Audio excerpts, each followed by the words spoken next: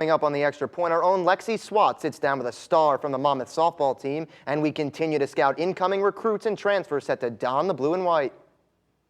We'll also take a look at how several Monmouth sport teams fared in their latest matchups and enter the rival zone where friendships end and rivalries begin.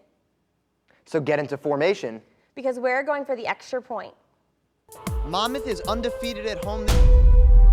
You'll never hit a bigger home run. Floyd, that's why you became a superstar. I think we could definitely come together as a team and. Not possible! Hi, I'm Andrew Byrne. And I'm Alexa DeRosa. And welcome to the Extra Point. The first thing we are going to do this evening is check out some Monmouth sports teams in the Hawk Zone. Welcome to the Hawk Zone. Our first topic is the Monmouth men's tennis team saw their 13-match winning streak come to an end on April 14th when they were beaten by Marist 4-3. The 13-match streak was the third longest in the nation. The loss was the first for the Hawks this season in MAC play. Victor Puglisi shined yet again for MU, winning both his single and doubles matches.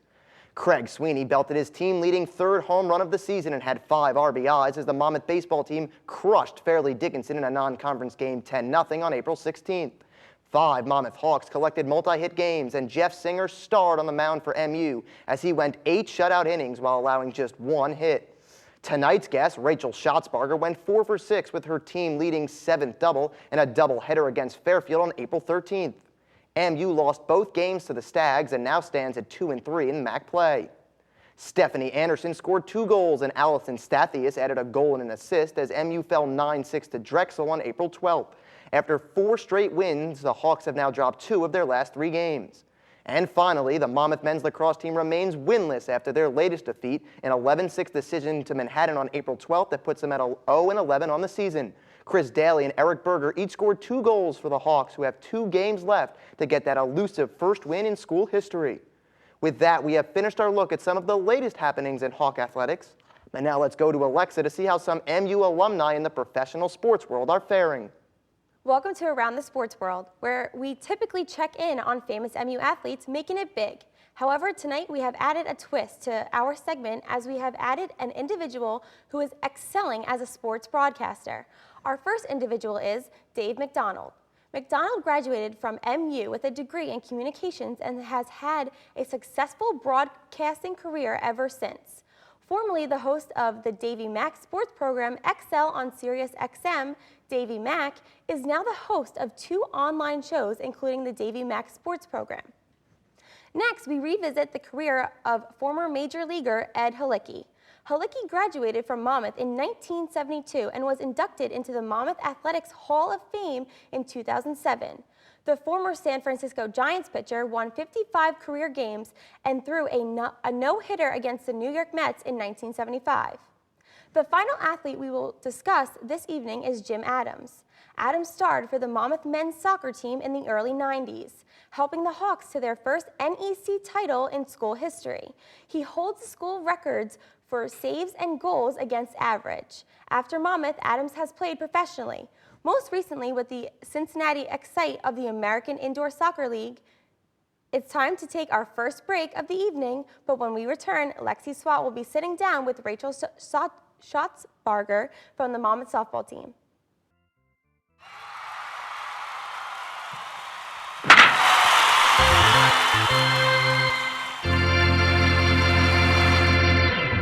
I'm Lexi Swat, and welcome back to the Extra Point. I'm joined this evening by Rachel Schatzbarger, one of the leading hitters on the Monmouth softball team. Rachel, thanks for coming to tonight's show. No problem. Now, as a student that's originally from the West Coast, coming to the East Coast, what was that transition like, not only as an athlete, but just as a student, and what was the transition like from high school softball to college softball?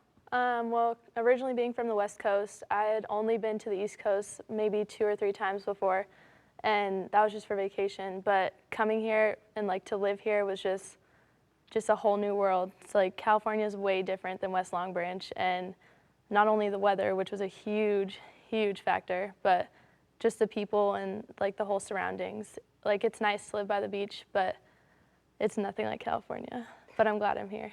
High school is obviously it's way different than college. Everyone knows that, but my high school is small, and coming here, it was a nice transition just because they were like, since Monmouth is such a small school, and so is my high school, it was very fitting, and it was easy to come here.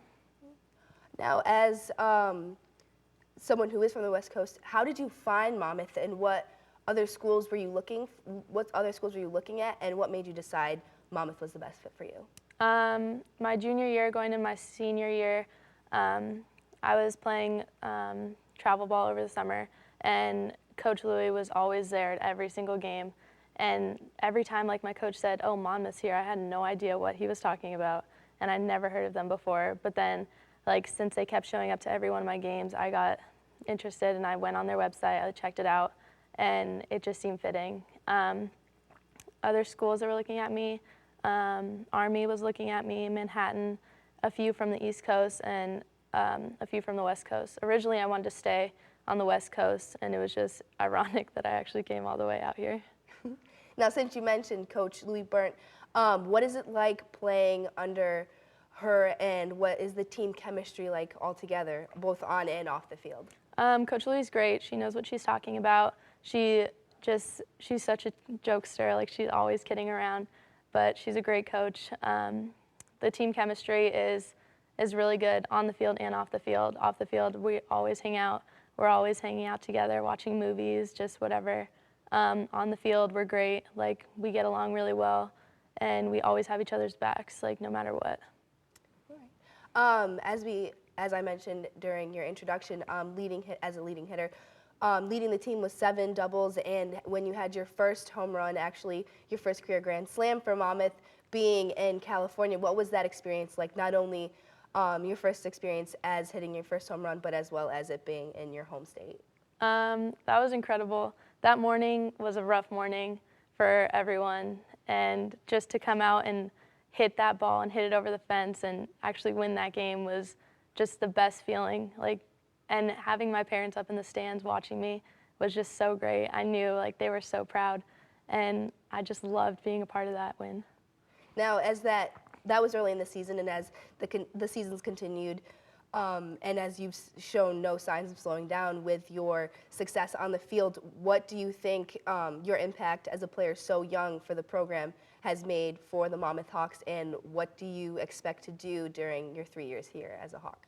I think I'm working really well together with the other teammates. We're all a part of the win. We're all a part of just like stringing these hits together. Like, I can't do it without them, and they always have my back, and I'm there for them when they need it.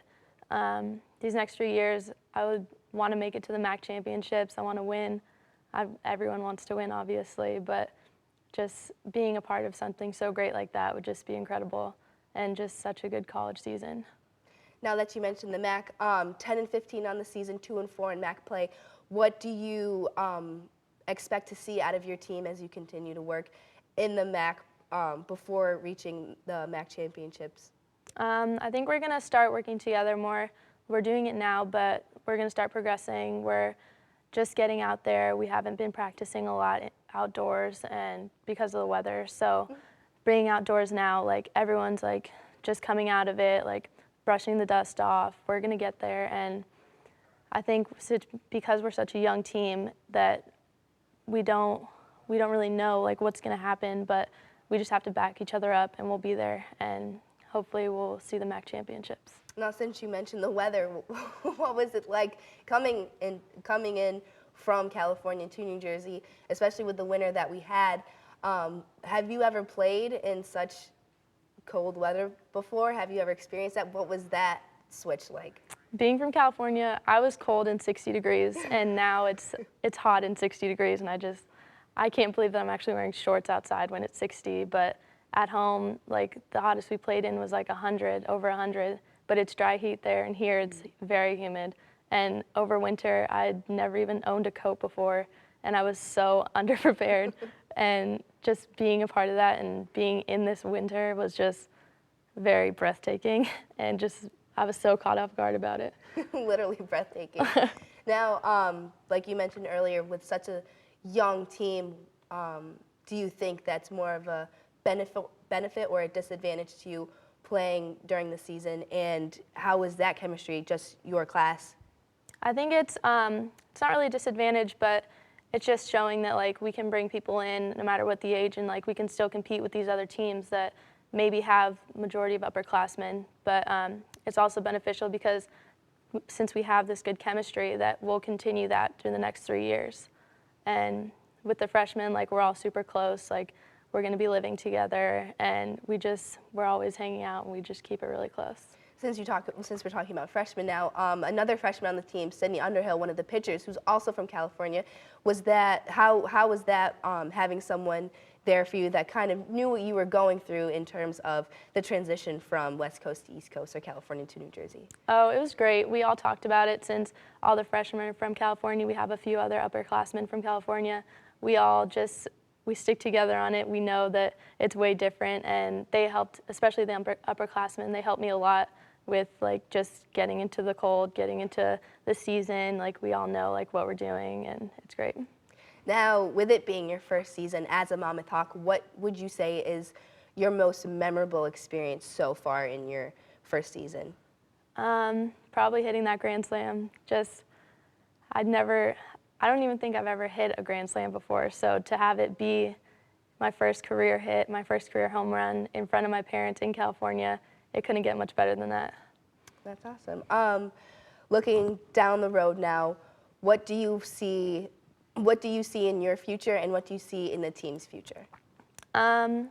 Hopefully we see some wins and we see some championship games, and hopefully in my future I just want to be a part of it. I'm just a team player. I really want to contribute to the team's wins, and I really want to be a part of something that's great like that. Now, as someone that we mentioned before, as an impact player, people have good days and bad days. How do you essentially show that you don't have bad days? You're consistent on the field. What do you do during pregame, or what are you thinking the whole time that you have a poker face the entire time?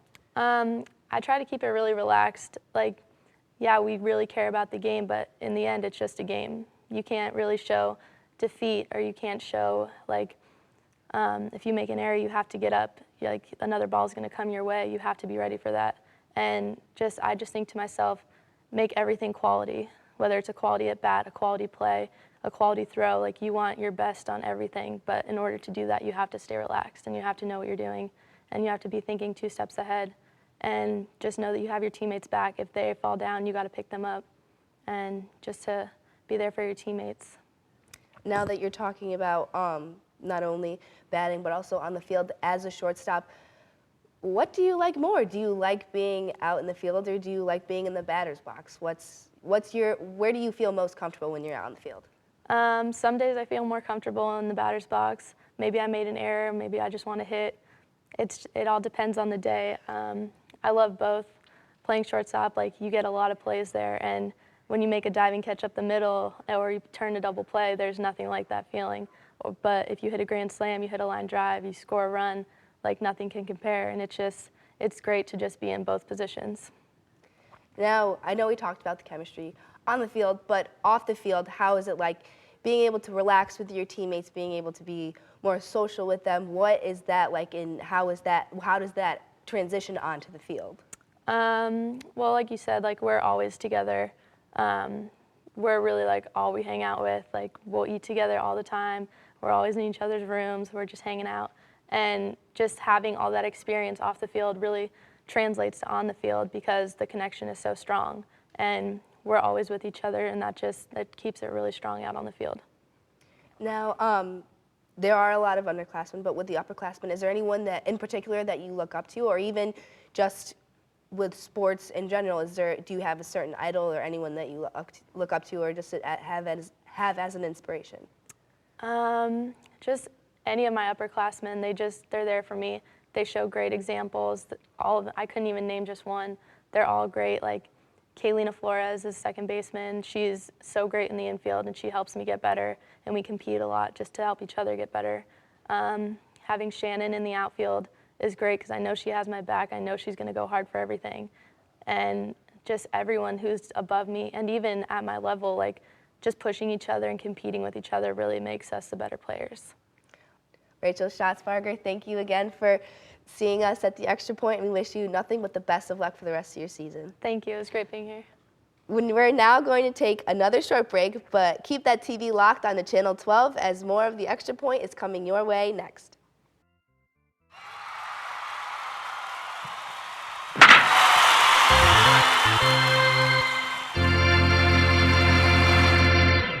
Hi, I'm Andrew Byrne, and welcome back to the Extra Point.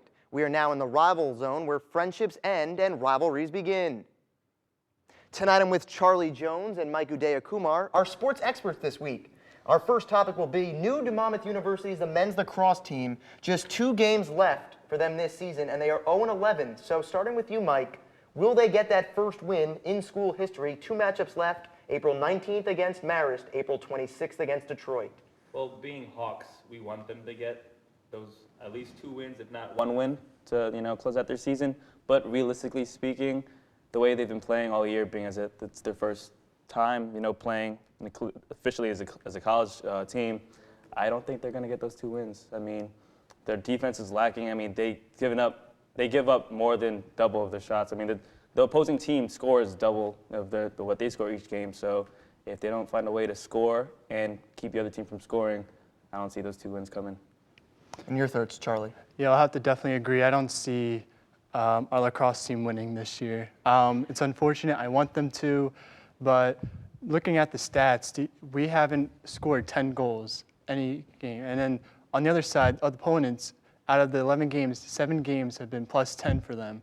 So right there, it shows our defense has a huge gap. But I feel next year is going to definitely be a huge improvement. It is our first year, Division I. It's going to be tough. We're versing these kids who played in high school. Like, they were recruited at the top.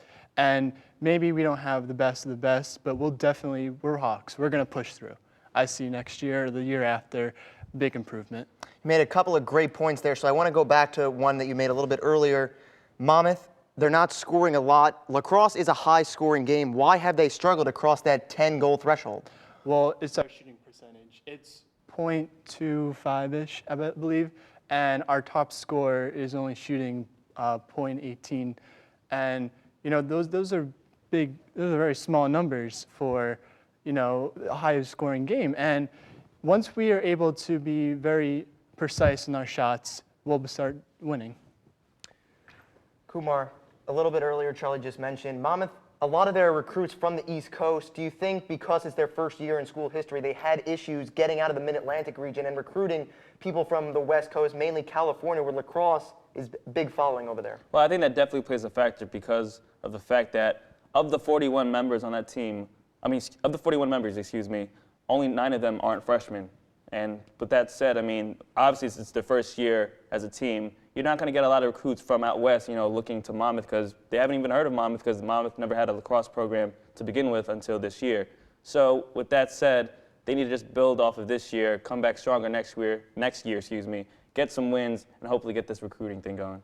Do you think, though, for Monmouth, it's going to be tough to recruit star players because they're 0-11 this season? They may not win a game. People may not want to come to Monmouth, despite the fact first year in school history, it's tough to have a winning season your first time out. Well, yeah, definitely they have a huge uphill battle due to the fact that, if they don't win these last 2 games, they will have gone their first inaugural season winless. But they have to keep their heads up, and they can only improve from here. They're at the bottom, and with that said, they can only go up from here. So after this year, I hope that, they actually win, and build from here. Charlie, a lot of young players on the team, made mostly of freshmen. There's 1 senior. Do you think we can say the lack of leadership has contributed to the slow start for Monmouth? Definitely. Leadership's the whole thing. When you have experience, you're able to pass it down to each person. And since those freshmen will eventually become seniors and we'll have a huge group, they'll just win championships, I feel, that last year. And I think that's great right now that we have so many freshmen. Kumar, can you talk a little bit about our captains, Ryan Horst, Zach Johannes? What do they bring to Monmouth University? Well, obviously, they're the captains, so the team is kind of looking for them to rally behind. And, as hard as it's been, they haven't won a game yet. I'm sure those captains always have held their head high, And I hope that, they continue to do so, and you can only go up from here, like I said. Now let's change gears and talk about a couple positives for Monmouth. I like to call these guys the triumphant trio: Dan Bloodgood, Chris Daly, Eric Berger, your 3 leading scorers for the Monmouth lacrosse team. Why so much success for them? I believe just that they have a lot of force and power on the offense. Like, they're just the main guys to go to. I mean, you always need those top three, like even in the NBA, if you're the big three out there, those are big three guys right now. And I believe we're going to be able to work with them and become even more successful. And I mean, maybe they can work a little on their shooting because it's almost like 2.2. And so, but we're going to get there. I feel those three guys are going to be definitely the biggest reason we're going to get to a championship eventually. And I just want to talk a little bit about Coach Brian Fisher before we change gears. 11 years as an assistant coach, the last 6 at Notre Dame, before that 5 at Rutgers where he graduated. Do you think that inexperience of him not having a head coaching job before he arrived at Monmouth has hurt Monmouth at all? I think so because, like you said, his previous 11 years was as an assistant coach. So this is his first time as a head coach. He's in control of everything. And I feel the fact that he's also has a very young team, they're just trying to find a way to mesh together with their coach who's a head coach for the first time. So I feel like that experience sort of plays into why they haven't been doing so well. But like I said, everyone gets better with experience, and hopefully he will lead this team to some wins next season. And Charlie, your thoughts on Coach Fisher?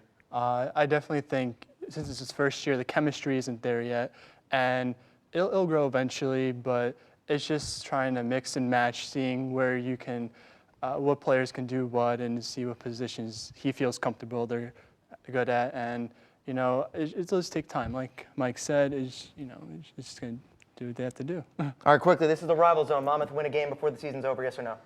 As much as we all want them to, I'm going to say that they go this season winless, unfortunately. And Charlie? Winless. All right, winless. You heard it here first. Now let's switch gears a little bit and talk about the NFL, where it's been yet another offseason filled with off-the-field incidents that have left yet another black eye on the league. Charlie, let's start with you. Concerned about the level of crime that increasing? We've seen incidents with Ray Rice, most recently now Colin Kaepernick. Your thoughts? Well, violence is never good. Little kids are looking up to these players and saying, I want to be like them. And since they're doing stupid things, they're going out drinking, they're harassing people. They need to cut down on this. I mean, they're starting to have stricter rules, but it's not good enough. As we can see, even Chad Johnson. I loved him as a wide receiver, but headbutting your wife, that's out of proportion. You shouldn't be doing stuff like that. I mean, really, our kids and our future NFL players and just players in general are going to be looking to these guys and, hey, I can get away with that, but really you can't, and it's unacceptable. Now, Charlie mentioned the Chad Johnson assault. Let's talk about Ray Rice putting his hands on his fiancée. He knocked her out with a punch, was seen on video dragging her from an elevator. Now, recently, in a little twist to the story, she married him and now won't press charges against him. Does that send a bad message to the fans if Roger Goodell doesn't punish Ray Rice at all, even if there's no charges formally filed anymore? I think it does, regardless if it is off the field. And Roger Goodell, obviously, being commissioner, his court, as if you want to say that, is the NFL. But he should definitely, I think, he should punish Ray Rice for acting like that because, in a sense, Ray Rice is a professional NFL player, and he represents the NFL and what he does. So doing something like that is obviously going to shed negative light on not just him, his team, and just NFL. It's going to give NFL players a bad rap regardless. Let's talk a little bit about the Kaepernick situation. 2 other players and himself accused of a sexual assault. Now, the police say TMZ fabricated the fact that Kaepernick ever sexually assaulted the woman. They say they have no evidence at all to believe Kaepernick. Is this setting a dangerous precedent, though, when players are accused and there's really no proof? Well, I mean, you need to have the evidence. I mean, you can say a lot of things. There's been a lot of fans out there. They try to get attention, and unless they don't have the evidence, it's just going to the media. A lot of people, everybody wants to be famous, but I feel like unless they have evidence to go to the player, then there's no reason that this should be a problem for Kaepernick. But I feel that this is going to be a problem. People are always going to want to get on TV and have the media at them. As an NFL fan, does this increase in violence make you second guess watching the NFL? Honestly, it just, as a fan and just I'm sure other people think the same way, it's unnecessary. I mean, as you want to root for these guys on the field and off the field. You know that as much bad as things may happen off the field, that a lot of these NFL players do good things off the field, charitable things, and you want to see that shine rather than all this negative, all these negative things that, crimes and whatnot happens. It's just unfortunate that this gets more attention than all the good things that NFL players do. Charlie, I want to leave you with this final thought before we move on to our final topic. As Kumar mentioned, do you think all this crime and negativity takes away from all the charitable work that NFL players do? Oh, definitely not. They do so much more. I know they have the 60-minute thing, and just like they go help, they have millions of dollars they give out to communities, and I feel like that's just a very tiny thing that if anybody sees it, it goes by, and all the community and charity work is seen as great, and this seems like nothing. Now let's move on to our final topic of the evening. Rapper Drake recently been announced as this year's host of the ESPYs. Do you think it was a good choice to name a rapper to host a sports award show? I don't think it's a bad idea, as long as they do a great job. I mean, you have like Seth MacFarlane did the Oscars, and even though I would have personally liked to see Seth MacFarlane at a sports event, but it's just because I love Seth MacFarlane. But I think Drake's gonna do a great job. I mean, he might be putting on performance, and it's not about like if they actually do that area, but it's about how well they actually host. And your thoughts, Kumar? I mean, not to throw Drake under the bus, we've seen past hosts, Justin Timberlake, Rob Riggle, but a weird choice, you think, this year with all that's gone on in the sports world to then have Drake come and do it. Drake, really known as a bandwagon type fan, he's going for whoever is winning. That is true, but honestly, they had a lot of success with Justin Timberlake being a musician and hosting the ESPYs in 2008. And I feel like since Drake, award shows, as much as this one, the ESPYs, is about sports, it is, in the end, an entertainment aspect to the media. And they want the guy who's the biggest and who could get them the most ratings, the most views for that night in July. And Drake is that guy. He's always been that guy. He's always relevant in popular media and all that. And he's no rookie to host. He's hosted the 2011 Juno Awards, which is Canada's music awards, and he's hosted SNL, Saturday Night Live. We all know he's been an actor. He's been in movies and things like that. I'm sure he'll do just fine being the host for this year's ESPYs. Charlie, are you going to be watching the ESPYs knowing that Drake is hosting it, or is that a turnoff? No, I'll watch it still. I have no problem watching Drake. Like I said, as long as he does a great job, I have no problem watching him. And Kumar? I mean, I listen to his music. I don't think it'll affect whether or not the ESPYs does good or bad. It's always a phenomenal show, so I think he'll do just fine. Final question before we say goodbye to our rival zone. Any storylines leading into the ESPYs? Best team, best athlete, anything that you're foreshadowing for us here? You want to make a prediction tonight?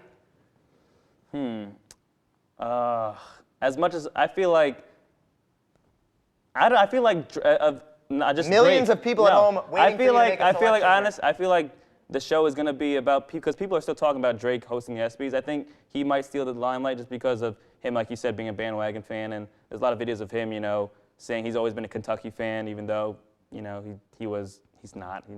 He's from Canada. But so Kumar completely avoiding my answer. Do you have an answer? Best team, putting you on the spot. Do we have a prediction?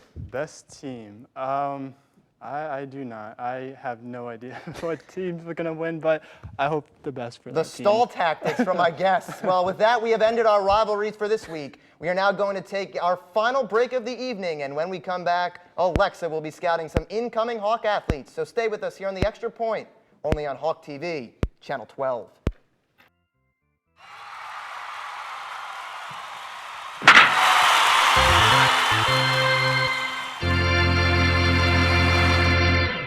As Monmouth continues to bring in new recruits and transfers, it can be hard for the average fan to follow their progress in high school or at other colleges. Not to worry, we have you covered here on The Extra Point with our segment, Scouting Connections.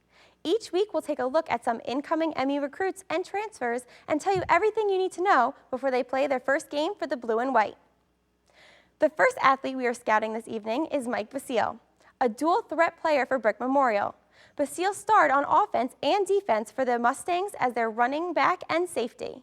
In 2013, he was named first team All-Shore, All-A South, and All-Ocean County. This past season, he had 88 tackles and 3 fumble recoveries on defense while scoring 6 touchdowns on offense. Basile was named A-South Defensive Player of the Year by the Asbury Park Press. The final athlete we are scouting tonight before they arrive in West Long Branch is Matt DeMarco, a quarterback and wide receiver at Elmer Myers High School. His senior season, DeMarco scored 15 total touchdowns and rushed for more than 900 yards. And in his junior season, he set the school record for receiving yards and touchdowns in a season with more than 900 yards and 19 touchdowns. DeMarco adds yet another receiving threat to a talented returning core for the Hawks, headlined by Neil Sterling. To find out the latest tweets making headlines from the sports world, let's check in with Britt and James. Hi, I'm James Finizzi. And I'm Brittany Chapina. And welcome to the Twitter segment. We are now going to take a look at the recent activity on Twitter, so let's get started. Our first tweet is from Jed Jerko. Just want to thank everyone for the overwhelming support. Can't wait to be an SD for many years to come. Now, Jed Jerko signed a 5-year extension with the San Diego Padres with $35 million guaranteed. So, Britt, I ask you, what would you do with $35 million? What wouldn't I do? I'd probably give a majority of that to charity and maybe throw in some Lamborghinis, orange ones. Well, good luck with the Lamborghinis part. Our next tweet tonight comes in from Portland Trailblazers point guard Damian Lillard. I'm my biggest critic and always have held myself accountable to the highest. Everything happens for a reason. Hashtag thankful. Hashtag soldier well. Let's hope he doesn't end up like Derrick Rose. Hashtag knee problems. He seems like a humble athlete. Our third tweet is from Colin Kaepernick. I want to thank all of the people who have shared their encouraging sentiments. I assure you that your faith is not misplaced. Now, should the 49ers be hesitant to sign him another contract with all these little incidents that are adding up from him? I really think he deserves another contract. Look what he's done with the 49ers ever since he first came to the NFL. He led them to the Super Bowl in his first year. Right. He led them to the playoffs again next year. Well, last season, excuse me. Right. Let's see how things go from there.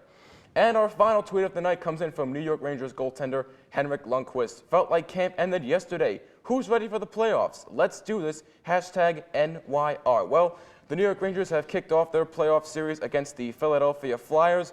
What's your take on this series? Well, these teams hate each other, and I feel like it's going to be a very physical game, so we'll just have to wait and see. And, of course, they also clinched home ice advantage, and I definitely think this series will go 7 games. So with that being said, Britt, take us out. With that, our Twitter extravaganza has come to an end. Let's send it back to Andrew and Alexa for tonight's show wrap-up. Well, that about does it for this edition of The Extra Point. Be sure to jump on the bandwagon and tune in every week right here on Hawk TV. We thank you for joining us this evening. Until the next time on The Extra Point, I'm Alexa Rosa. And I'm Andrew Byrne. And we get the point. Monmouth is undefeated at home. You'll never hit a bigger home run. Floyd, that's why you became a superstar. I think we could definitely come together as a team and